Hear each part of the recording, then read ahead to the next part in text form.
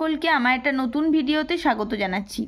আজকে ভিডিওটি হতে চলেছে খুবই একটা ইনফরমেটিভ ভিডিও।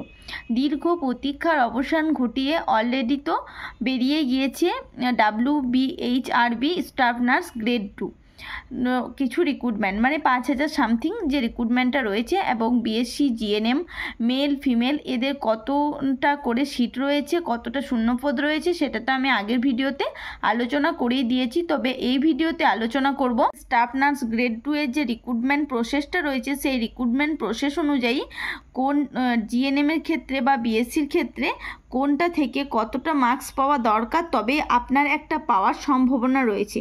তো চলুন আজকে তাহলে সেটাই আলোচনা করে দিই, এবং এর সাথেই জেনে নেব একাডেমিক স্কোর কিভাবে ক্যালকুলেশন করবেন। এটা অলরেডি অনেকেই জানেন, তবে যারা নতুন তাদের জন্যই এই ভিডিওটি স্পেশালি। জানলে তো খুবই ভালো, আশা করছি অনেকেই জানেন, তবে যারা জানেন না তারা অবশ্যই এই ভিডিওটি শেষ পর্যন্ত দেখলে অবশ্যই বুঝতে পেরে যাবেন, এবং আপনার একাডেমিক স্কোর কত হচ্ছে সেটাও আপনি কিন্তু ক্যালকুলেট করে বুঝতে পেরে যাবেন।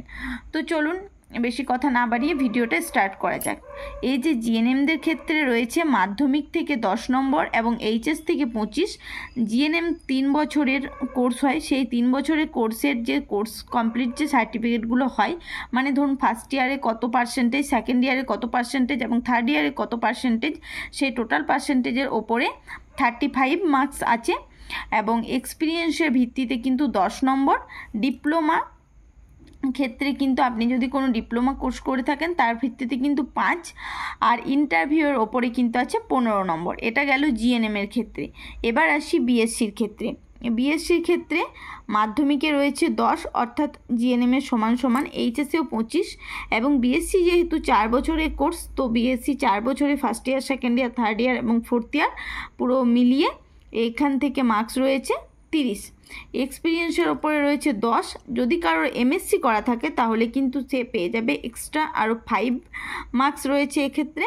ডিপ্লোমার জন্য রয়েছে কিন্তু আরও 5 মার্কস, এবং ইন্টারভিউও রয়েছে 15, অর্থাৎ 15। এইরকম করে দুটো ক্ষেত্রেই কিন্তু হয়ে যাচ্ছে তাহলে 100। এই ভিডিওটির আমি আগেও একটি ভিডিও বানিয়ে কিভাবে এই মার্কস ক্যালকুলেশন করতে হয়। তো চলুন জেনে নিই। কিছুটা যদিও আমাদের হাতে আছে, বাকিটা সবটা যদিও আমাদের হাতে নেই। যেরকম ইন্টারভিউয়ে আপনাকে সমস্তটা দিয়ে ভালো করার চেষ্টা করতে হবে। যদিও এইবারে কিন্তু কম্পিটিশন অনেকটা টাফ, তবুও আর কি যতটা আপনার কাছে আছে ততটা ভালোভাবে প্রিপারেশন নিয়ে ইন্টারভিউ দিতে যাবেন। আর বাকি এই যে মাধ্যমিক, এইচএস এবং জিএনএমের 3 বছর, এই 3 বছরের এই 3টি যেটা রয়েছে সেটার একাডেমিক স্কোরটা আপনারা কিভাবে ক্যালকুলেট করবেন, তো চলুন দেখে নিই।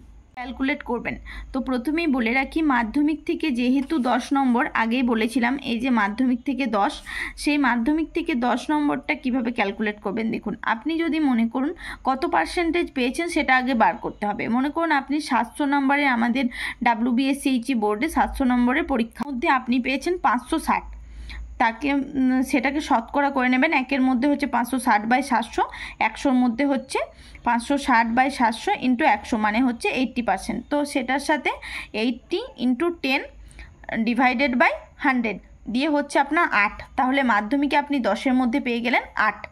সেকেন্ডে চলে আসি এইচএসের ক্ষেত্রে। এইচএসের ক্ষেত্রেও সেম।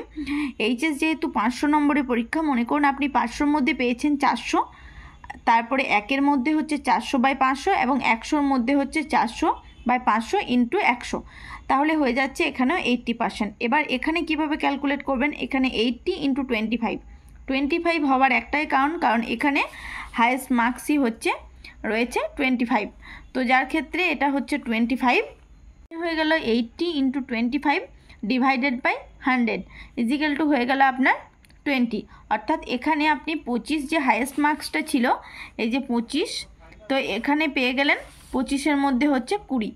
তারপরে হচ্ছে জিএনএমে সেরকমভাবে আপনারা প্রথমে বার করবেন 3 বছরে কতটা নাম্বার পেয়েছেন। ধরুন আপনার হয়েছে 70%, তো 70 × 35 ডিভাইডেড বাই 100, তো হয়ে গেল আপনার 24.5। তো যাই হোক, এরকমভাবে আপনারা টোটাল করে নেবেন। তাহলে 8 এই মাধ্যমিকের থেকে 8 হয়ে গেল, প্লাস 20 প্লাস হচ্ছে 24.5 ইজিক্যাল টু হয়ে যাচ্ছে আপনার 52.5, অর্থাৎ আপনার একাডেমিক স্কোর যেটা আছে সেটা হয়ে গেল কিন্তু 52.5। ক্ষেত্রে একটা কথা বলে রাখি, এরকমভাবে আপনারা আপনাদের অ্যাকাডেমিক স্কোরটা ক্যালকুলেট করে নেন এবং এরপরে যখন আপনারা ইন্টারভিউতে যাবেন তাহলে আপনারা আগে থেকে বুঝতে পারবেন যে ইন্টারভিউয়ে আপনাদের আরও কত পেলে আপনারা একটা সেফ জোনের মধ্যে থাকতে পারবেন, আপনারা একটা সিট আপনার জন্য সিকিওর করতে পারবেন। তাহলে এই পদ্ধতিতে সকলে আপনারা নিজেদের স্কোরটা ক্যালকুলেট করে নিন এবং এই ভিডিওটা প্রচুর পরিমাণে শেয়ার করে দেবেন যাতে সকলেই নিজের জন্য একটা সিট নিয়ে আসতে পারে সেখান থেকে। সকলে ভালো থাকবেন, সুস্থ থাকবেন, সাবধানে থাকবেন আর পড়াশোনা করতে থাকবেন।